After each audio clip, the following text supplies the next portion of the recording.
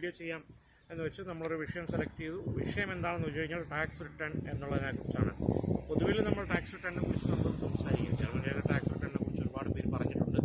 പൊതുവിൽ ആളുകൾക്ക് ടാക്സ് റിട്ടേണിനെ കുറിച്ചൊരു ഐഡിയ ഇല്ലാത്ത ചില വശങ്ങളുണ്ട്, ചില കാര്യങ്ങളുണ്ട്. അതിനെക്കുറിച്ച് നമുക്ക് പൊതുവായിട്ടൊന്ന് സംസാരിക്കാം. അതിനുശേഷം ജർമ്മനിയിലെ ടാക്സ് റിട്ടേൺ എങ്ങനെയാണ് എന്നുള്ളത് നമുക്ക് വേണമെങ്കിൽ വേറൊരു വീഡിയോ ചെയ്യാവുന്നതാണ്. ഒരുപാട് സാധാരണക്കാരന് ചെയ്തിട്ടുണ്ട്, അല്ലെങ്കിൽ നല്ല മനസ്സിലാവുന്ന രീതിയിൽ ഒരുപാട് വീഡിയോകൾ എന്നെക്കാട്ടി മുമ്പ് ഉള്ളവർ ചെയ്തിട്ടുണ്ട്. അപ്പം നമ്മൾ പറഞ്ഞ് മനസ്സിലാക്കണം നിർബന്ധമൊന്നുമില്ല.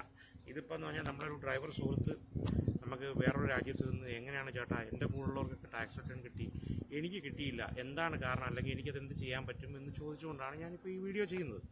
അപ്പോൾ ഈ ഒന്നാമത്തെ കാര്യമെന്ന് പറഞ്ഞു കഴിഞ്ഞാൽ ഒരു അവബോധം, ഇതിനെക്കുറിച്ചൊരു അറിവ് ഈ ജർമ്മനിയല്ല, നമ്മുടെ യൂറോപ്യൻ രാജ്യങ്ങളിൽ പൊതുവായിട്ട് വന്നിട്ടുള്ള പല സ്ഥലങ്ങളിലുമുള്ള സുഹൃത്തുക്കൾക്കും ഇല്ല എന്നുള്ളതാണ്. അപ്പോൾ എന്താ ഞാനത് പറയാൻ കാരണം എന്ന് വെച്ച് കഴിഞ്ഞാൽ, എന്താണ് ടാക്സ്, ഏതൊക്കെ തരത്തിലുള്ള ടാക്സ് കട്ട് ചെയ്യുന്നുണ്ട്, എന്താണ് നമ്മളെ കട്ട് ചെയ്യുന്നുണ്ട്, നമുക്കുള്ള ഉപയോഗങ്ങൾ, നമുക്കതിൽ നിന്ന് കിട്ടാനുള്ള ബെനിഫിറ്റുകൾ എന്തൊക്കെയാണ്, അല്ലെങ്കിൽ ഈ ടാക്സ് എങ്ങനെ ക്ലെയിം ചെയ്യാം.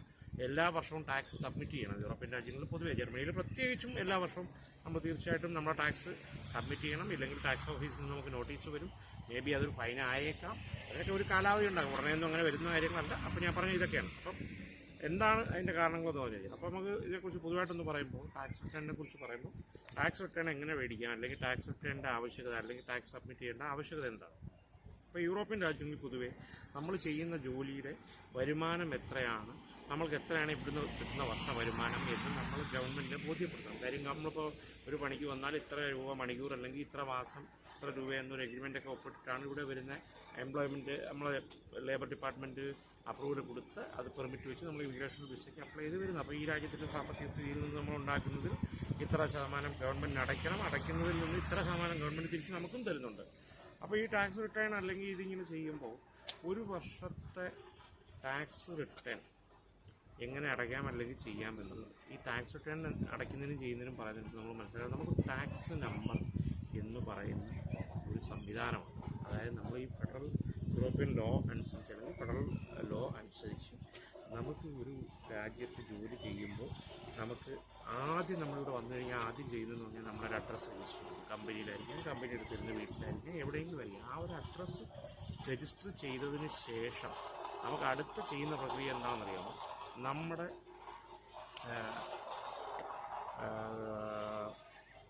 അഡ്രസ്സ് രജിസ്റ്റർ ചെയ്ത പേപ്പറുമായി നമ്മൾ പോയി ഇമിഗ്രേഷനിൽ നമ്മളൊരു ഡേറ്റ് എടുത്ത് അപ്പോയിൻമെൻ്റ് എടുത്ത് നമ്മൾ കൊണ്ട് നമ്മളെ കാര്യങ്ങൾ സബ്മിറ്റ് ചെയ്യും. അപ്പോഴവർ തീരുമാനിക്കും എത്ര നാളത്തേക്കുള്ള വിസ അവന് അപ്രൂവ് ചെയ്യും. അല്ലെങ്കിൽ ഒരു വർഷത്തെ കാർഡ് കൊടുക്കണോ, 2 വർഷത്തെ കൊടുക്കണോ, ചിലർ TRC എന്ന് പറയും, ചിലർ വിസ എന്ന് പറയും, ചിലർ കാർഡെന്ന് പറയും. അപ്പോൾ ഇമിഗ്രേഷൻ ഡിപ്പാർട്ട്മെൻറ്റാണ് അത് തീരുമാനിക്കുന്നത്. അപ്പോൾ ഈ ഇമിഗ്രേഷൻ ഡിപ്പാർട്ട്മെൻറ്റിന് തീരുമാനിക്കുന്നതിന് മുമ്പ് നമ്മൾ ഇവിടുത്തെ എക്സ്റ്റേണൽ അഫയേഴ്സിൻ്റെ ഇതും എല്ലാം പോലീസ് റിപ്പോർട്ട് ഉൾപ്പെടെയുള്ളത് പലരും അവർ നേരത്തെ തേടിയിട്ടുണ്ടാകും. ചിലപ്പം ചില രാജ്യങ്ങൾ അപ്പോഴേ തന്നെ പുതിയ എടുത്തുകൊണ്ട് വരാൻ പറയും. പുതിയ വരുന്നവരായതുകൊണ്ട് അത് വേണ്ടി വരത്തില്ല. അങ്ങനെയൊക്കെ ഒരുപാട് കാര്യങ്ങളുണ്ട്. അത് അവിടെ നിൽക്കട്ടെ, അതൊരു വേറൊരു വശം. അപ്പോൾ ഈ സർക്കാരിൽ നമ്മൾ വന്നു കഴിഞ്ഞാൽ നമുക്ക് പിന്നെ അടുത്ത് കിട്ടുന്നതെന്ന് പറഞ്ഞാൽ മൂന്നാമത്തെ നമുക്കൊരു ടാക്സ് ID, ഒരു 10-11 നമ്പർ. ഇപ്പോൾ ജർമ്മനിക്ക് പറയുന്നത് പല രാജ്യത്തും പലതായിരിക്കും, എന്നാലും ടാക്സ് ID എന്ന് പറയുന്ന സംവിധാനം ഉണ്ടാവും. ഇതെന്തിനാണ്, നമ്മളുടെ ഈ സർക്കാരിൽ നമ്മൾ ഈ രാജ്യത്ത് നിന്ന് ഉണ്ടാക്കുന്ന വരുമാനം ഈ സർക്കാരിലേക്ക് ഇത്ര രൂപ അടച്ചു എന്ന് കാണിക്കുവാനാണ് നമുക്ക് ഈ ഒരു ടാക്സ് ID. അപ്പോൾ നമ്മൾ ടാക്സ് ID നോക്കുമ്പോൾ അവർക്ക് നമ്മൾ അക്കൗണ്ട് നോക്കുന്ന പോലെ നമ്മളെ സ്റ്റേറ്റ്മെൻറ്റ് ഫുള്ള് സിസ്റ്റത്തിൽ കാണും. വർഷം ഇത്ര രൂപ വരുമാനം ഉണ്ടാക്കി, ഈ ഇത്ര രൂപയിൽ ഇത്ര രൂപ ഇവന് ഗവൺമെൻറ്റിന് അടച്ചിട്ടുണ്ട്. അപ്പോൾ ഇവ യഥാർത്ഥത്തിൽ അടയ്ക്കേണ്ട ടാക്സ് ഇത്രയല്ല, കുറച്ചുകൂടെ അടയ്ക്കാനുണ്ടെങ്കിൽ അവർ നോട്ടീസ് അയക്കുന്നത് ഈ 500 600 100 അല്ല 1,000 അടയ്ക്കാനുണ്ടെങ്കിൽ നോട്ടീസ് അയക്കുക, അടയ്ക്കണം. അടച്ചില്ലെങ്കിൽ അത് ഫൈനാവും, അതും മനസ്സിലാക്കുക. പിന്നെ ഇത് നിങ്ങൾ കൂടുതൽ അടച്ചു എന്ന് വെച്ചോ, അപ്പോഴും നിങ്ങൾ വർഷാവർഷം ഇൻകം ടാക്സ് ഫയൽ ചെയ്ത് സബ്മിഷൻ ചെയ്ത് കഴിയുമ്പോൾ നിങ്ങൾക്ക് ആ കൂടുതൽ അടച്ച തുക നമ്മുടെ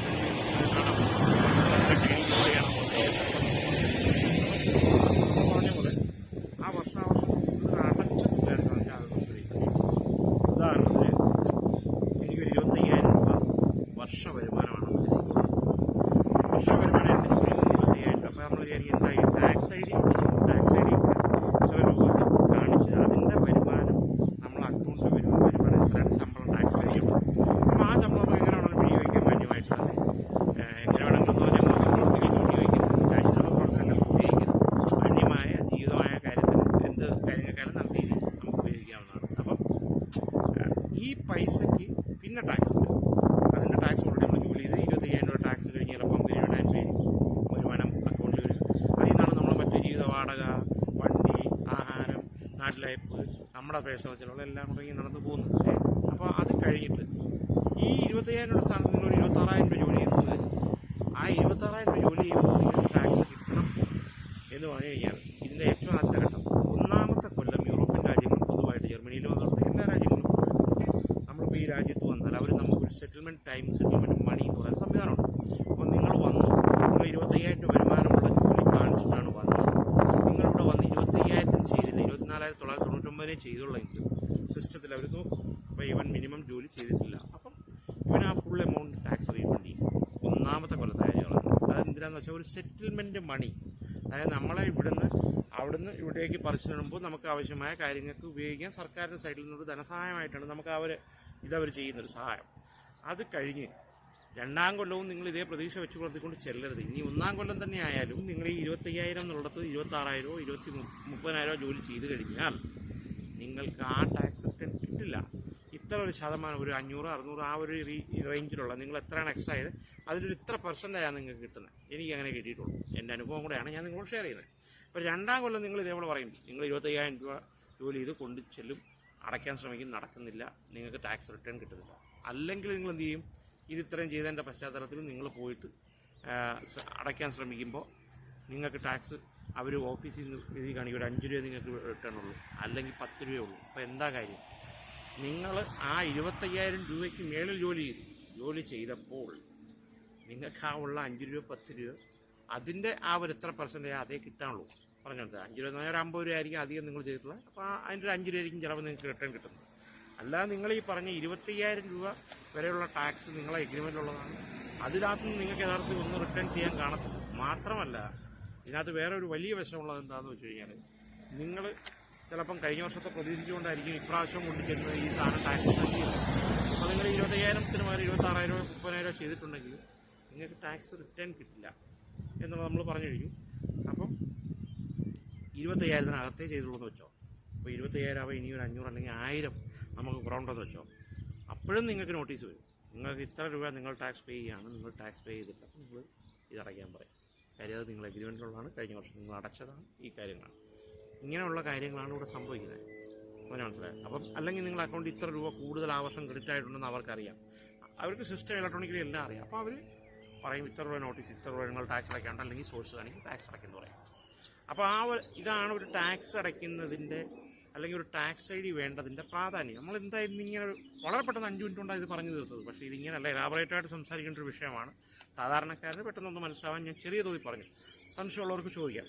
അപ്പോൾ ഇതിൻ്റെ ഒരു ആവശ്യകത എന്താണെന്ന് വെച്ച് കഴിഞ്ഞാൽ, നമ്മളിപ്പോൾ ഇത് ചെയ്തത് ഒരു സുഹൃത്ത് പറഞ്ഞ്, ചേട്ടാ എൻ്റെ കൂടെയുള്ളവർക്ക് കിട്ടി, എനിക്ക് കിട്ടിയില്ല. അപ്പം നമ്മൾ മനസ്സിലാക്കിയിരിക്കേണ്ട, പലരും യൂറോപ്യൻ രാജ്യത്തേക്ക് വരുന്നുണ്ട്, മനസ്സിലാക്കിയിരിക്കേണ്ട ഏറ്റവും വലിയ വിഷയം എന്ന് പറയുന്നത്, നമുക്ക് ഒരു ടാക്സ് ഐ ഡി ഉണ്ടാവണം. അത് കഴിഞ്ഞാൽ ഈ ടാക്സ് ഐ ഡി നമ്മൾ തീർച്ചയായിട്ടും നമ്മളെ കയ്യിൽ നമുക്കറിയണം. ഇപ്പോൾ ഈ ജർമ്മനി അല്ലാതെ യൂറോപ്പിൻ്റെ പല രാജ്യങ്ങളിൽ ഇപ്പോൾ ട്രക്ക് ഡ്രൈവർ, ബസ് ഡ്രൈവറൊക്കെ വന്നപ്പോൾ പലർക്കും അറിഞ്ഞാത്തൊരു വിഷയവും, പലർക്കുള്ളിലും സ്വന്തം ടാക്സ് ഐ ഡി ഇല്ല നേരിട്ട്. അപ്പം എന്നോട് ഈ പറഞ്ഞ പുള്ളി പറഞ്ഞ്, ഇന്ന ആൾക്ക് കിട്ടി ചേട്ടാ, എനിക്ക് കിട്ടിയില്ല. ഞാൻ പറഞ്ഞ സുഹൃത്തെ, ഇതാണ് ഇതിൻ്റെ കാരണം, നിൻ്റെ ടാക്സ് ഐ ഡി എവിടെ? എനിക്ക് ഒരു സാധനം തന്നിട്ടില്ല. ഞാൻ പറഞ്ഞ സാധനം തന്നിട്ടുണ്ട്, മേ ബി നിൻ്റെ ആദ്യത്തെ രജിസ്റ്റർ ചെയ്ത അഡ്രസ്സിൽ പോസ്റ്റിൽ വന്നിട്ടുണ്ട്, അല്ലെങ്കിൽ മെയിലിൽ നിനക്ക് ആരാ PR അല്ലെങ്കിൽ കമ്പനിയുടെ ആൾ കൊണ്ടുപോയാൽ കൊടുത്താൽ അവർക്കുണ്ടാവും, അല്ലെങ്കിൽ കമ്പനി വന്ന് കിടപ്പുണ്ടാവും. പലതും ഇപ്പം പല ട്രക്ക് കമ്പനികൾ അല്ലെങ്കിൽ ബസ് കമ്പനികൾ ചെയ്യുന്നതെന്ന് പറയുക, പല രാജ്യങ്ങളിലും, ജർമ്മനിയിലൊന്നുമല്ല, പല രാജ്യങ്ങളിലും എനിക്ക് നേരിട്ടറിയാവുന്ന കേസാണ്. പലരും ഇതേപോലെ പറഞ്ഞ് വിളിച്ച് അഭിപ്രായം ഷെയർ ചെയ്തിട്ടുള്ള കേസാണ്. എന്താണെന്ന് വെച്ച് കഴിഞ്ഞാൽ, അവർ ടാക്സ് ഐ ഡി ഇല്ല, അല്ലെ അവരുടെ കിട്ടിയിട്ടില്ല. എന്താ സംഭവം, ഈ കമ്പനി ഇത് കിട്ടുമ്പോഴേ അവരുടെ ഒരു പിന്നുണ്ട്, ID കാർഡിനൊരു പിന്നുണ്ടാവും, അതായത് നമ്മുടെ ഇമിഗ്രേഷനിൽ നിന്നൊരു പിൻ നമ്പർ നമുക്കുണ്ടാവും, അതേപോലെ തന്നെ ടാക്സ് ഐ ഡി ഉണ്ടാവും. ഈ സാധനങ്ങൾ കമ്പനി എടുത്ത കണ്ടർ കസ്റ്റഡി വയ്ക്കും. എന്താ കാര്യം, കമ്പനി ഉദ്ദേശിക്കുന്നത് ഇവൻ എന്നെ വിട്ടു പോയാൽ ടാക്സ് പേ മാത്രമല്ല, അടുത്ത കമ്പനി ചെല്ലുമ്പോൾ വീണ്ടും വരക്കണം. ഇതും മാത്രമല്ല, ഇവൻ്റെ ഈ പിൻ നമ്പർ ഉണ്ടെങ്കിൽ ഇവർക്ക് സംഗതി ഇവൻ്റെ ഇമിഗ്രേഷൻ ID ഒക്കെ ക്യാൻസൽ ചെയ്ത് പെട്ടെന്ന് ഇവനൊരു പണി കൊടുക്കാൻ പറ്റും. ഈ ഒരു സംഗതി ഇതിങ്ങനെ സാധാരണക്കാർക്ക് ഒരുപാട് പേർക്ക് ഈ ബുദ്ധിമുട്ട് വന്നിട്ടുണ്ട്. ഞാൻ ഇതിൻ്റെ പശ്ചാത്തലത്തിൽ ഈ വീഡിയോ ചെയ്തത്. ഇനി നമ്മൾ ചെയ്യേണ്ടതായ ഒരു അത്യാവശ്യം വീഡിയോ, നമ്മൾ പല പ്രാവശ്യം ലൈസൻസുകളുടെ പല കാര്യങ്ങളെക്കുറിച്ചൊക്കെ പറഞ്ഞിട്ടുള്ളതാണ്. നമ്മൾ അടുത്ത് ചെയ്യാൻ ഉദ്ദേശിക്കുന്ന ഒരു വീഡിയോയും ഇതാണ്. ഇപ്പം നാട്ടിലെ ലൈസൻസുകളിൽ, ലൈസൻസിങ് ഡിപ്പാർട്ട്മെൻറ്റുകളിൽ വന്ന മാറ്റം കാരണം ചില കാര്യങ്ങൾ ചില ലൈസൻസുകളിൽ വ്യത്യാസം വന്നിട്ടുണ്ട്. അതിനെക്കുറിച്ചൊരു ചെറിയൊരു വീഡിയോ നമ്മൾ ചെയ്യും. അത് ആദ്യം ഇതിനെയൊക്കെ ചെയ്ത് ഇതൊക്കെ ഒന്ന് ലോഡ് ചെയ്ത് ആളുകളുടെ അഭിപ്രായം അറിഞ്ഞ് ആളൊക്കെ താല്പര്യമുണ്ടെങ്കിൽ ചെയ്താൽ മതി. ചുമ്മാ നമ്മൾ യഥാർത്ഥത്തിൽ പറഞ്ഞിട്ടുണ്ട് മുന്നേയും, നമുക്ക് ഇതിൽ നിന്ന് ചെറിയ വരുമാനം സ്വാഭാവികമായിട്ടും കാലപ്പഴക്കം കൊണ്ടുണ്ടാവും, ഇല്ലെന്നല്ല. പക്ഷേ ഈ യൂട്യൂബിനെ സംബന്ധിച്ച് നമ്മളെപ്പോഴും പറയുന്ന പോലെ ഇത് പൈസക്കായിട്ട് അല്ലെങ്കിൽ അങ്ങനെ ചെയ്യുന്നൊരു യൂട്യൂബ് അല്ല. അതുകൊണ്ടാണ് നമ്മൾ ഇതുവരെയും ട്രാവൽ വീഡിയോസൊന്നും ചെയ്യാതിരുന്നു, നമ്മുടെ കാര്യങ്ങളൊന്നും അപ്ഡേറ്റ് ചെയ്ത് കാര്യങ്ങളിലേക്ക് അടുത്ത സ്റ്റെപ്പിലേക്ക് പോകായിരുന്നു. ഇനി നമ്മളിതെല്ലാം ചെയ്യാൻ തുടങ്ങിയിരിക്കുകയാണ്. അപ്പോൾ ഇനി കാണുന്നവരെ എല്ലാവർക്കും നന്ദി, നമസ്കാരം.